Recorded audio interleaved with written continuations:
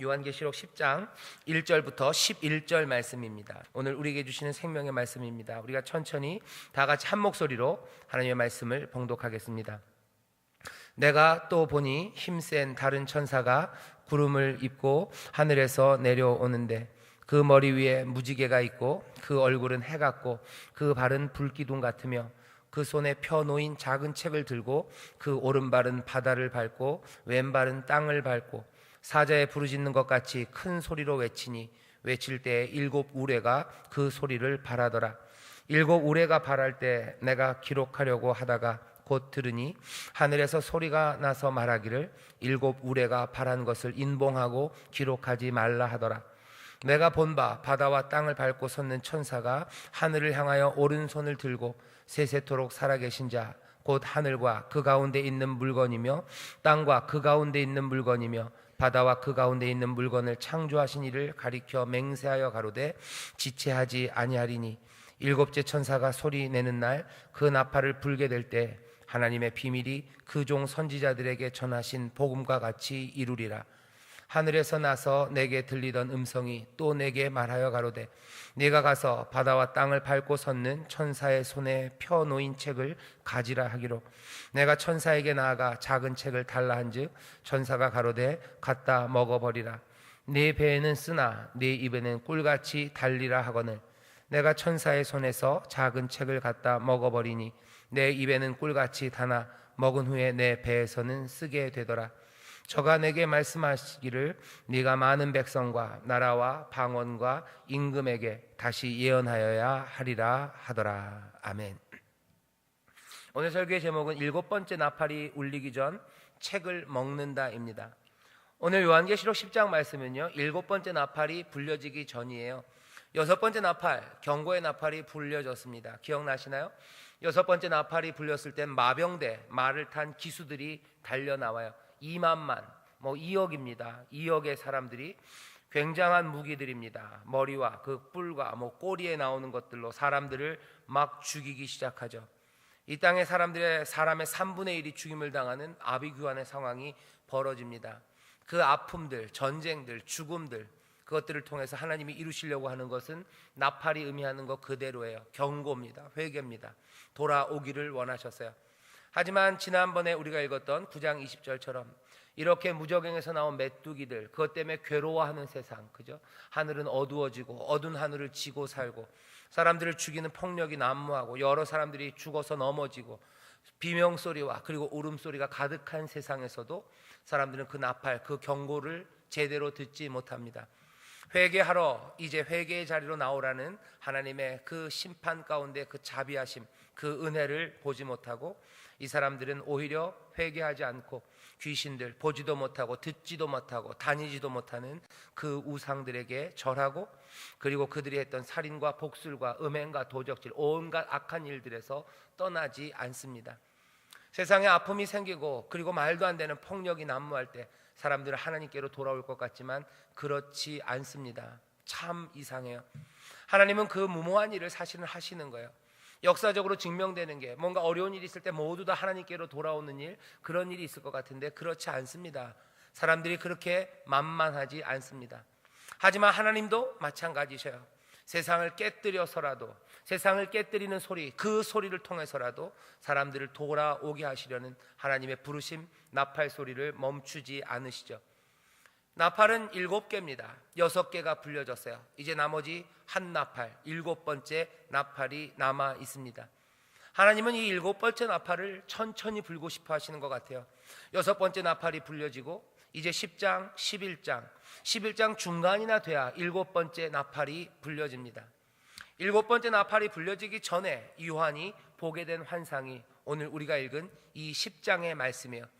6번째 나팔까지 불려졌어요. 온갖 경고가 되는 사건들, 무슨 천재지변들, 자연적인 재해들, 그리고 이 땅을 엄습하는 무거운 기운들, 그리고 쏘는 것들, 아픈 것들, 죽어가는 일들, 점점 심각하게 사람들은 고통 가운데 빠져가지만 하나님의 경고, 그 경고를 들으며 회개하지 않아요. 이런 상황입니다. 이런 상황이 지금의 우리의 삶의 모습들과 너무 많이 닮아 있습니다. 자연재해, 우리에게도 그 자연재해들 앞에 있어요. 무저갱에서 나온 것 같은 검은 연기가 하늘을 가리고 그 연기의 컴컴한 가운데 살아가죠. 사람들이 맑은 하늘을 이고 사는 것 같지 않습니다. 사람들의 이고 있는 머리, 그 하늘은 늘 어둡고 노트구처럼 쨍쨍하게 우리를 가로막아 놓은 것 같아요. 하늘이 보이지 않고 소망이 보이지 않는 음습한 기운들, 무저갱에서 나온 것 같은 그 어두운 힘들, 메뚜기들, 사람을 괴롭게 하는 것들, 그것들이 지금 이 세상에 있는 듯 합니다. 게다가 이 마병대처럼 정말로 죽이는 일들이 곳곳에서 일어나고 있죠. 여러 전쟁의 무기들로 사람들을 죽입니다. 아니면 아주 요즘은 더 원시적인 방법들로 가장 잔인하게 사람들을 죽여요. 온갖 테러 단체들이 사람들을 참수하고, 그리고 비참하게 화학 무기들 써서 아이들이 정말 고통 가운데 죽어가는 모습들을 우리가 봅니다. 우리가 무관심하고 애써 고개를 돌려서 그렇지 세계 곳곳에서 여기서 말하는 이 마병대가 달리는 것 같은 일들이 생기고 있어요. 입에서 불과 유황과 연기를 쏟아내고 그 꼬리로 사람들을 쏘는 일들입니다. 그런데도 이 아픔 가운데도 사람들은 돌아오지 않죠. 어떻게 해야 됩니까? 일곱 번째 나팔은 뭔가 완성이에요. 이따가 우리가 말씀을 읽다가 보면 나오겠지만 일곱 번째 나팔이 불려지면 이제는 끝입니다. 더 지체하지 않아요. 거기가 마지막이에요. 사람들은 하나님의 인내하심이 한이 없을 거라고 생각하는 사람들을 향해서 말하는 겁니다. 아니, 하나님의 인내와 경고하심이 끝없이 이루어지는 거 아니야. 나팔은 무한대로 여기 준비되어 있는 게 아닙니다. 나팔은 7개가 준비되어 있어요. 6개까지 부러졌습니다. 아픔 가운데 6개가 부러졌어요. 하나님도 지금 망설이시는 거죠. 7번째 나팔이 불려질 때까지 그 시간이 오늘 우리가 읽는 여기 10장의 말씀이고, 어쩌면 우리가 살고 있는 이 시대인 것 같습니다. 이 10장에 처음에 나타나는 천사요, 힘센 다른 천사가 나타납니다. 여기 뭔가 소망스러워요. 왜냐하면 6번째 나팔이 불 때까지 있었던 그 어두웠던 분위기를 여러분들 아실 겁니다. 무저갱에서 연기가 나오고 메뚜기들 들려 나오고, 6번째 나팔이 불었을 때 마병대가 흉폭하게 세상을 뛰어다니며 사람들을 죽이는 비명소리 가득한 세상이에요. 그런데 10장 1절에 보면 힘센 천사 하나가 나타나는데 여긴 굉장히 밝습니다. 분위기가 확 달라져요. 읽어볼까요? 내가 또 보니 힘센 다른 천사가 구름을 입고 하늘에서 내려오는데, 그 머리 위에 무지개가 있고 그 얼굴은 해 같고 그 발은 불기둥 같으며, 그 손에 펴놓인 작은 책을 들고 그 오른발은 바다를 밟고 왼발은 땅을 밟고 사자에 부르짖는 것 같이 큰 소리로 외친답니다. 여기 내려오는 천사는 그냥 보통의 천사가 아니에요. 아무리 봐도 이 내려오는 천사는 어린 양을 많이 닮아 있습니다. 요한이 딱 어린 양이라고 말하지 않기 때문에 어린 양이라고 우리가 지칭할 필요는 없어요. 하지만 아무리 봐도 어린 양을 닮아 있어요. 보통 그 SF 영화나 아니면 무슨 환타지 영화에서 갑자기 다른 모습으로 나타나는 것처럼 아마 그렇게 어린 양이 힘센 천사의 모습으로 나타나지 않았을까 상상할 만큼 여기 10장에서 나타나는 이 힘센 다른 천사는 어린 양을 닮아 있습니다. 어떻게 합니까? 여기 어린 양이 오는데요, 구름을 입고 하늘에서 내려와요. 그 머리 위에는 무지개가 있답니다. 여러분들 무지개 생각나시나요? 요한계시록 4장에 보면 무지개가 나옵니다. 보좌. 이 요한이 하나님의 보좌 앞으로 이끌려가죠. 그래서 그 보좌를 봐요. 그 보좌를 둘러싸고 있는 건 무지개입니다. 무지개가 그 보좌를 둘러쌌대요.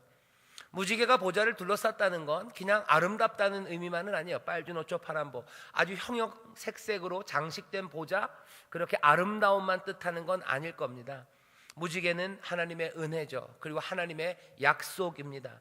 멸망시키지 않고 살리시겠다는, 내가 이 땅을 이제 더 이상 물로 심판하지 않을 거예요. 사람들 그렇게 그냥 험하게 몽땅 다 쓸어버리는 일, 그 일 하지 않겠다는 하나님의 결심, 그 은혜의 결심입니다.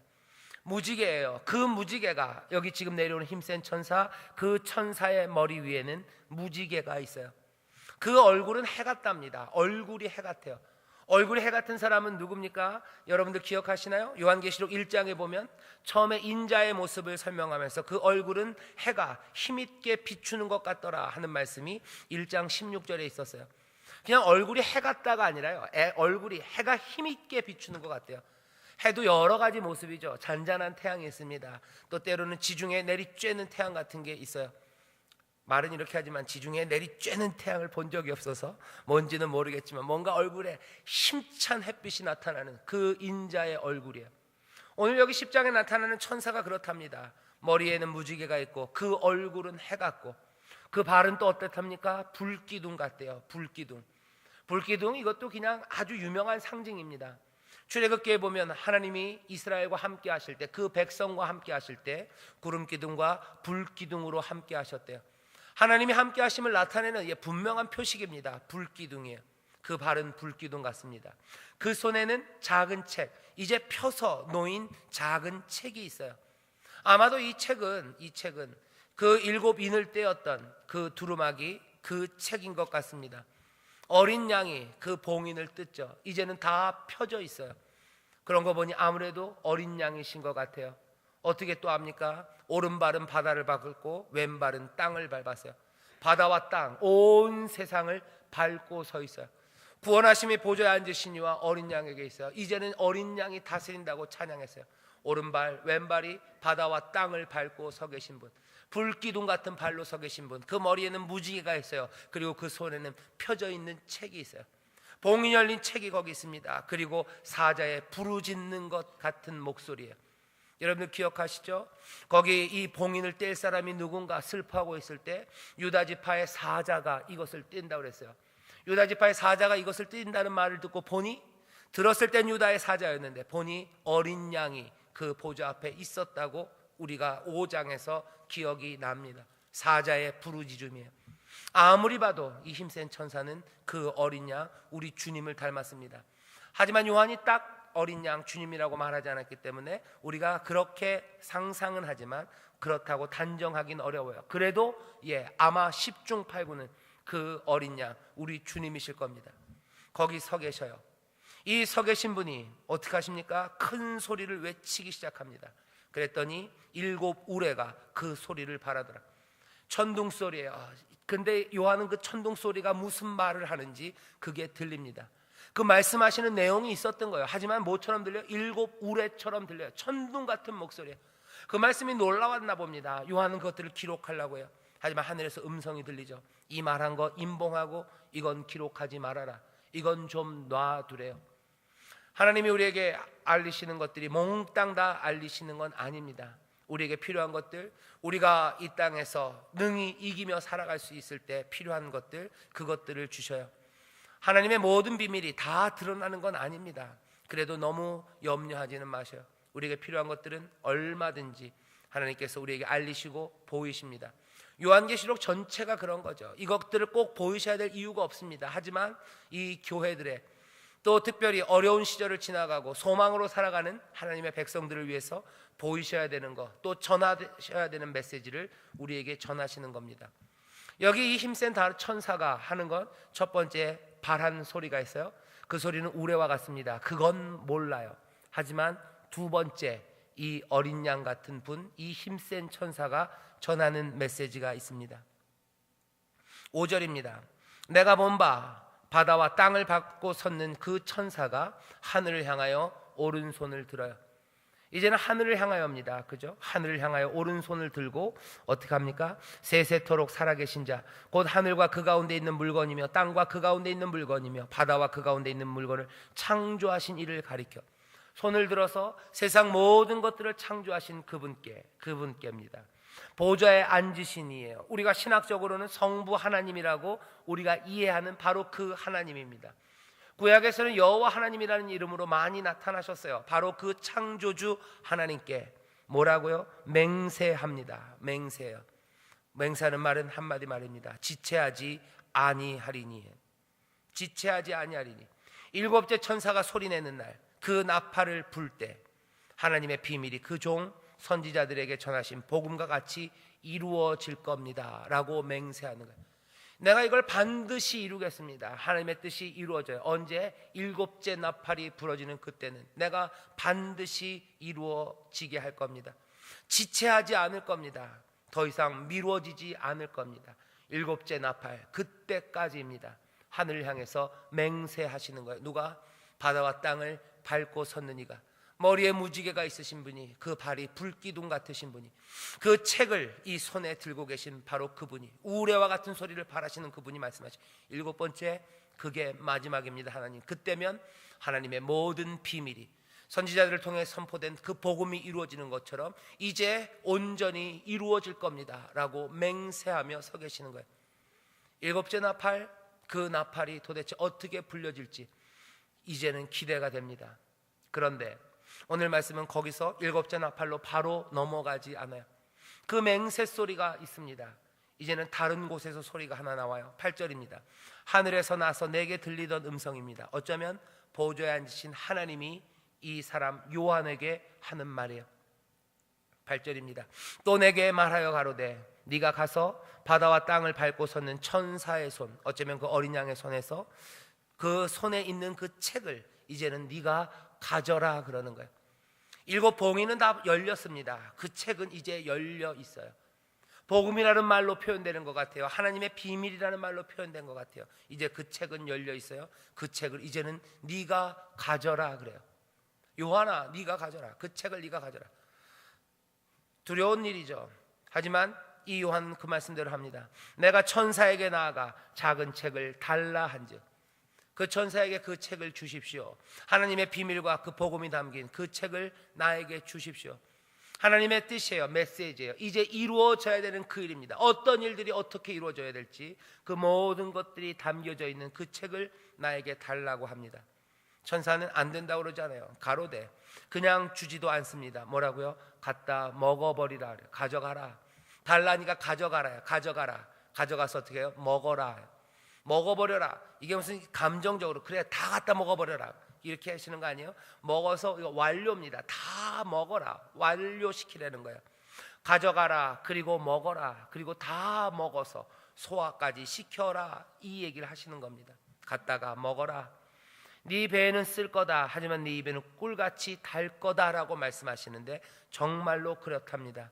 내가 천사의 손에서 10절입니다. 작은 책을 갖다 먹어버리니 내 입에는 꿀같이 다나 먹은 후에 내 배에서는 쓰게 되더라요.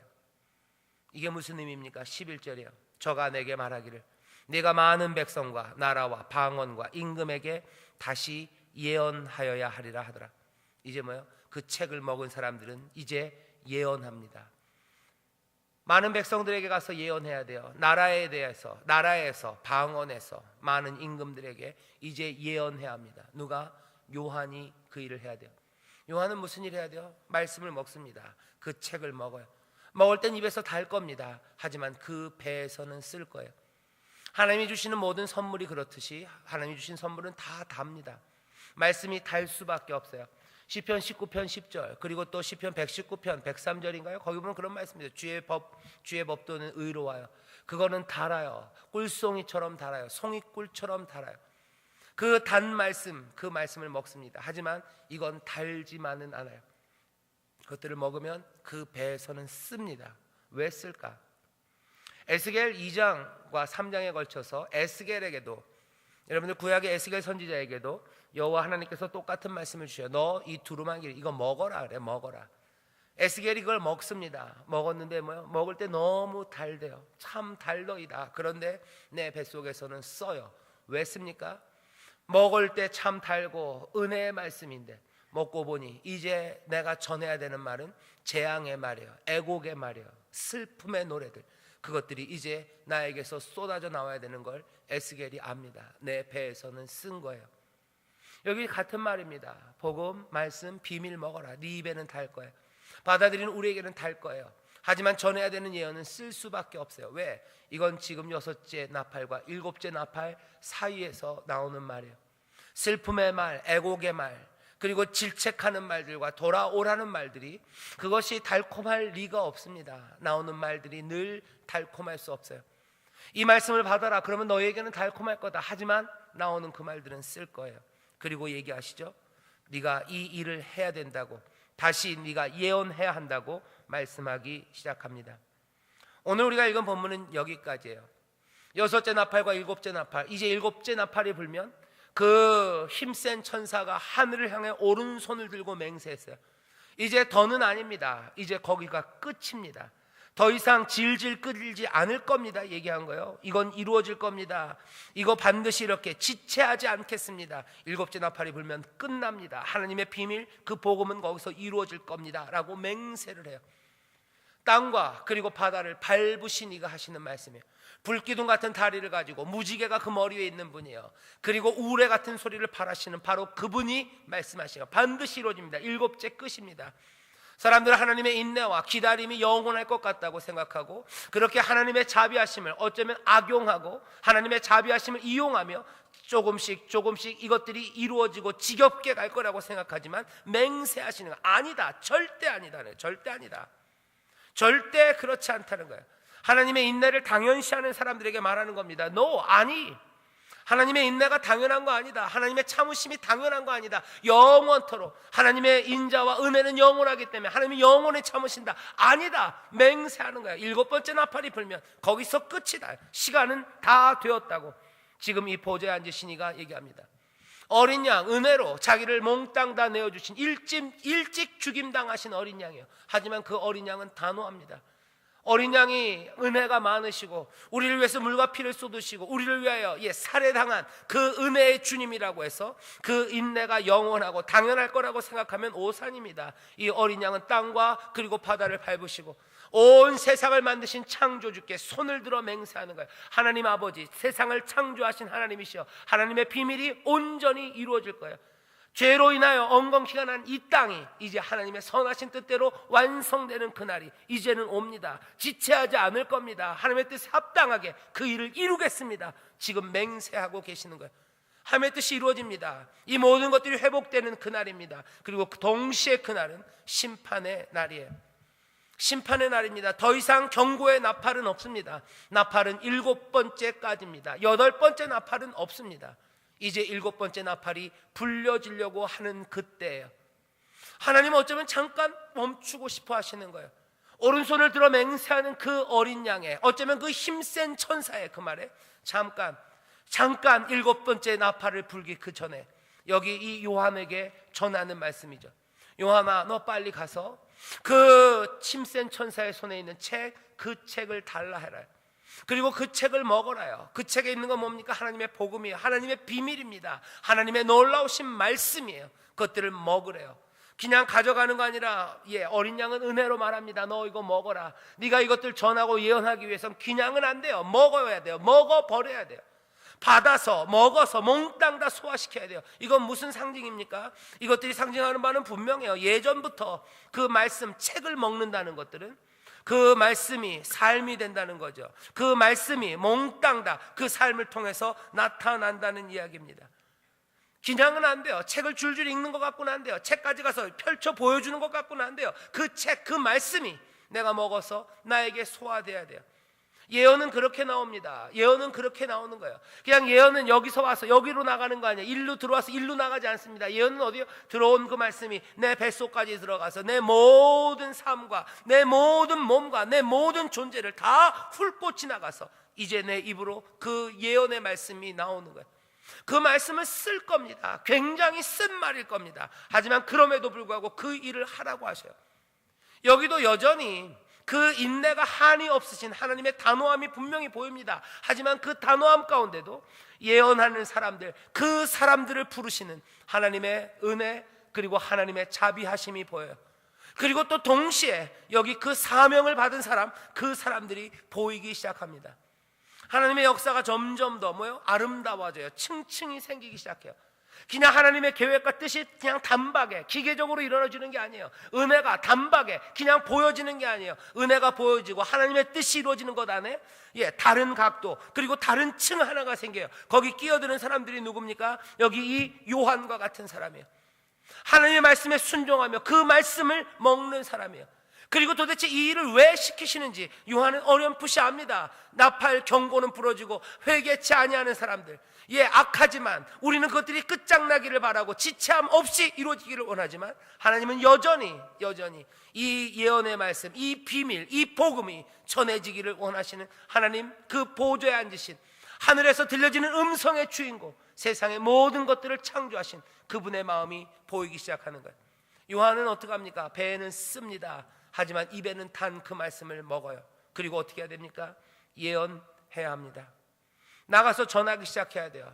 내가 받은 복음이 내 삶이 되어서, 내가 받은 하나님의 비밀이, 그 신비가 내 삶에 이제 육화되어서 내 입으로 나오기 시작하고, 그리고 내 삶으로 증거되기 시작할 때, 이것이 누구에게요? 많은 백성, 많은 나라, 많은 방언, 많은 임금에게 다시 예언하기 시작해야 한다고 하늘에서 내려오는 음성은 요한에게 이야기합니다. 오늘 이 말씀을 우리가 들어요. 우리에게는 이 말씀이 그래 라고 그냥 관객으로 영화처럼 보여지는지, 아니면 이 놀라운 이야기, 이 놀라운 뭐라 그래야 될까요? 우주적인 시나리오입니다. 하나님의 크신 계획 안에 나도 거기 들어가 있는지, 나는 그냥 지금 영화 하나를 보고 있는지, 요한이 본 영화를 나도 같이 보고 있는지, 요한이 본 거를 설명하는 거, 우리 앞에 펼쳐진 그거 나도 그냥 관객으로 보고 있는지, 아니면 나도 이 우주적인 시나리오와 하나님의 계획 그 안에서 나도 어딘가 내 자리가 있는지. 제일 비참한 자리는 거기겠죠. 6번째 나팔과 7번째 나팔이 불려지는 그때에도 여전히 회개하지 않고 허망한 것들, 그 우상에게 절하고 온갖 거짓과 복술과 도적질하는 사람들, 그 사람들이 가장 비참할 겁니다. 가장 복된 사람들은 누굴까? 그리고 도대체 이 말씀을 우리에게 주는 그 의도는 뭘까? 여기 이 말씀을 갖다 먹어라 하는 이 말씀을 듣는 사람들이 요한이기는 하지만, 결국은 요한은 또 이 말씀을 통해서 교회에 이 편지를 합니다. 나도 먹었다. 그러니 어떻게 해요? 너희도 먹자는 거죠. 7 교회들에 보낸 편지예요. 7 교회들아, 에베소에 있는 교회들아, 너희들이 이기기를 원한다. 이기는 자가 복이 있어요. 이기는 자에게 영광의 면류관이 있어요. 이기는 자, 복 있는 자, 그 인자가 사랑하는 교회들아, 여기 그 책을 먹으라고 지금 우리에게 요구하는 거죠. 우리를 그렇게 부르는 겁니다. 노골적으로 7 교회 이름을 부르지는 않아요. 하지만 이 편지가 7 교회에게 전해집니다. 사랑하는 장로 요한이 그 책, 입에는 달지만 배에 쓴 그 책을 먹어요. 그리고 여전히 그 노구를 이끌고 이제는 이 명령대로 많은 백성과 나라와 방언과 임금에게 예언하기 시작할 겁니다. 얼마나 많은 나라와 그리고 얼마나 많은 임금에게 이 노구의 장로 요한이 이 일을 행할지는 모릅니다. 하지만 요한은 지금 자기가 해야 될 일을 알아요. 내 사명이 무엇인지 압니다. 하나님의 그 신비가 이루어질 것들을 바라보고 7째 나팔이 이제 울려지면 끝입니다. 그 앞에 선 사람들, 그 앞에 선 사람들은 이제 자기가 해야 되는 예언의 사역이 나에게 주어진 사명이고, 내가 관객으로가 아니라 이 거대한 시나리오, 이 위대한 하나님의 뜻에 내가 그 한가운데 서 있음을 보기 시작하는 거예요. 삶의 의미를 어떻게 찾습니까? 삶의 의미를 어떻게 찾아요? 여러분들 뭐 드라마 같은 거 보면 드라마가 텔레비에서 이루어지고 있어요. 그게 세상이라면, 우리가 관객이면 우리는 아무 의미 없습니다. 그냥 보기만 할 뿐이죠. 그 드라마 안에 내가 있어야 돼요. 내가 그 이야기 안에 있어야 돼요. 하나님의 뜻을 이루며 산다는 거, 하나님의 뜻은 드라마처럼 저 앞에 펼쳐지고 있어요. 나는 멀리서 봅니까? 그러면 내 삶에 하나님의 뜻이 이루어지고 나는 하나님의 뜻대로 삽니까? 아니요. 하나님의 뜻은 저기서 이루어지는 거예요. 오늘 이 말씀이 꼭 저기 있는 것처럼 보일 수 있어요. 하나님의 뜻은 저런 거구나. 그러면 더 이상 우리는 하나님의 뜻대로 살아가는 것과는 상관없이 삽니다. 이 말씀을 우리에게 보여주는 이유, 그리고 들리시는 이유가 뭘까? 여기 이 요한이 받았던 이 사명을 자신의 사명으로 받아들이고, 내 역할이 하나님의 비밀이 온전히 이루어지고 하나님의 복음이 선지자의 말한 그대로 이루어지는 그 일에, 하나님의 뜻이 이루어지는 그 일에, 복음이 완성되는 그 일에 내 자리는 어딜까 하는 거예요. 자리가 없지 않습니다. 애매하게 끼어달라고 그러는 거 아니에요. 끼어들 수 있는 자리, 그리고 나를 부르신 자리가 분명히 보입니다. 어디에요? 요한처럼 우리도 같은 말씀이 들리는 듯해요. 이 책을 가져라, 이 책을 받아라. 이 힘센 천사에 가서 달라 합니다. 뭐 하는 거예요? 기도하는 거예요. 주님, 어린 양, 우리 사랑하는 예수님, 우리에게 그 말씀을 주십시오 하는 거죠. 주십시오. 나를 가르쳐 주십시오. 나를 복음 가운데 깨닫게 하십시오. 기도하는 거예요. 그러면은 안 된다고 하십니까? 돈 내라고 하십니까? 아니요. 주십니다. 가져가라. 너 취해라. 붙잡아라 하는 거예요. 취해라, 붙잡아라, 영접해라 뿐만 아니라 먹어라 하는 거예요. 먹어라. 생명의 떡을 먹는 겁니다. 그거 먹는 거예요. 그 안에, 내 안에 들어오는 거예요. 내 안에서 그 떡이 사는 것처럼 그 말씀이 내 안에 살고 내가 그 안에서 살아가기 시작하는 거예요. 복음, 그것이 내 삶이 됩니다. 내가 살아가는 방식이 복음이 증거하는 것과 하나가 되기 시작하는 거예요. 은혜를 말하는 복음입니다. 그럼 내 삶은 은혜로 움직이기 시작해요. 은혜를 먹었으니 은혜로 움직입니다. 하나님에게서 선물을 받았으니 나는 선물로 살아갑니다. 하나님의 용서와 자비하심을 나는 내 안에 먹었어요. 그러면 나도 용서와 자비함으로 살아가기 시작하는 거예요. 내 삶이 그렇고 내 입에서 나오는 말들은 하나님의 용서와 자비하심을 구하라는 말이죠. 내 삶이 잘못됨을 깨닫고 하나님의 용서받았어요. 그럼 세상을 향하여 너의 모든 복술과 살인과 음행과 도적질 그것들을 회개하고 기다리시는 하나님의 자비 앞으로 나오라고. 7번째 나팔이 부러지면 이제는 지체하지 않으실 거라고. 생명을 얻는 이 길로 나오라고. 진리 앞으로 나오라고. 하나님은 지금도 기다리신다고. 그 모든 죄악된 것들에 대해 하나님이 심판하시고 이제 책망하시는 날이 온다고. 땅과 그리고 그 바다를 밟고 서시니가 하늘을 향하여 맹세하고 지금 서 계신다고. 이제 7째 나팔을 불 천사가 바로 저기 나와 있다고. 그 나팔이 부러지면 이제는 끝이라고. 그 전에 여기 자비하신 하나님 앞에, 그 은혜로운 분 앞에 이제 나오라고. 생명의 길이 여기 있다고. 구원의 보좌에 앉으시니와 어린 양께 있다고. 어린 양이 이제는 다스리신다고. 이전에 행했던 모든 악한 행실들 그거 버리고 주 앞에 나오면 그것으로 충분하다고. 새 생명과 영원한 것들과 새 하늘과 새 땅이 우리 가운데 펼쳐지면 하나님의 온전한 창조의 세상이 우리 가운데 이루어진다고. 예언의 말씀, 이 말씀들이 내 삶을 통해, 내 입술을 통해 나오기 시작하는 겁니다. 시점을 앞으로 확 당겨가면 어디까지 가요? 사도행전 그 1장의 말씀까지. 성령이 우리에게 마시면 너희가 권능을 받고 너희가 예루살렘과 유다와 사마리아와 어디까지요? 땅 끝까지 이르러 내 증인이 된대요. 예언하는 말, 그리스도를 말하는 사람들 됩니다. 성령이 우리 가운데 임하실 거예요. 어쩌면 갖다 먹는 그 일을 도우시고, 어쩌면 갖다 먹는 그 말씀이 우리 안에 역사하게 하시는 그 일을, 그 놀라운 기적과 신비를 만들어내시는 이 성령이십니다. 오늘 이 밤에 우리가 성령 하나님께 기도합시다. 성령 충만함을 받는 거예요. 다른 거 아니에요. 그 말씀 복음을 우리가 취하는 거예요. 영접하는 거예요. 붙잡아 가져가서 먹는 겁니다. 내 안에 그게 들어와야 돼요. 내 안에 소화돼야 돼요. 그리고 그것들은 멈추지 않습니다. 예언 말이 되어 우리 앞에서 나오는 거예요. 들은 것이 바로 여기서 오는 거 아니에요. 들은 거, 붙잡은 것은 내 안에서 먹고 소화돼서 나오기 시작합니다. 하나는 아셔야 돼요. 입에는 꿀같이 달 겁니다. 하지만 그 배에서는 쓴 말일 겁니다. 쓴 소리들이요. 가슴 아픈 이야기들, 그 이야기들이 나올 수밖에 없어요. 예언하는 사람들은 늘 그래서 그 쓴맛을 압니다. 그 눈물을 압니다. 그 찢어지는 마음들을 알고 그 애곡과 그리고 재앙과 그리고 애가를 말할 수밖에 없는 사람들이에요. 늘 좋은 말만 나올 수는 없어요. 이제 7째 나팔이 불려지기 때문이에요. 그리고 그 나팔이 불려지면 지체함은 없습니다. 거기서 이루어질 거예요.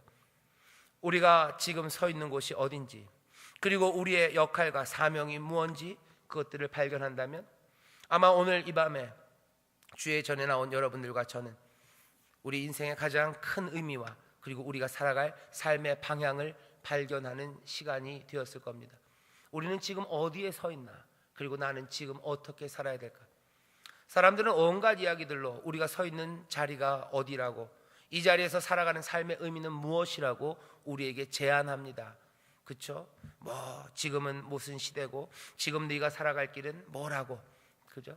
지금 네가 해야 될 일은 뭐예요? 사람들이 얘기하죠. 이제 금리가 올라가니까 땅을 사야 되고, 이제는 무슨 학력이 어떻게 되니까 뭘 해야 되고, 이제는 무슨 제4차 산업혁명이 오니까 뭐가 어떻게 돼야 되고, 여러 가지 다른 이야기들을 해요.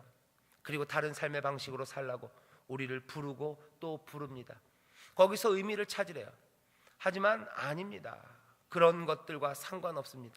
우리가 지금 듣게 되는 것은 4차 산업혁명의 나팔 소리가 들려지는 게 아니에요. 우리가 지금 듣고 있는 소리는 6번째 나팔은 불려졌고, 이제 그 7번째 나팔이 불려지기 전에 땅과 바다를 밟으시니가 하늘을 향하여 맹세하는 소리가 들리는 거예요. 이제는 지체하지 않는다고, 이제 더 이상 시간은 없다고, 7번째 나팔이 불면 끝이라고. 그리고 또 우리를 복되고 의미 있는 삶으로 부르시는 말씀 하나가 또 들려오는 거죠. 하늘에서 들리는 음성은 그 천사에게서 그 책을 받아 가져라. 그리고 그 천사는 우리에게 말합니다. 그냥은 안 된다. 그냥은 안 된다. 받아서 너희가 이것을 먹어라. 먹고 예언하라고. 먹고 말하기 시작하라고. 이 복음과 비밀을 말하는 사람 되라고. 증인 되라고. 6번째 나팔과 7번째 나팔 사이를 사는 사람들에게 말씀하십니다. 우리가 사는 시간이 바로 딱 거기임을 우리는 분명히 압니다. 6번째 나팔과 7번째 나팔 그 사이를 살아가. 그럼 우리의 삶의 의미와 방향은 어디입니까? 어떻게 살아야 됩니까?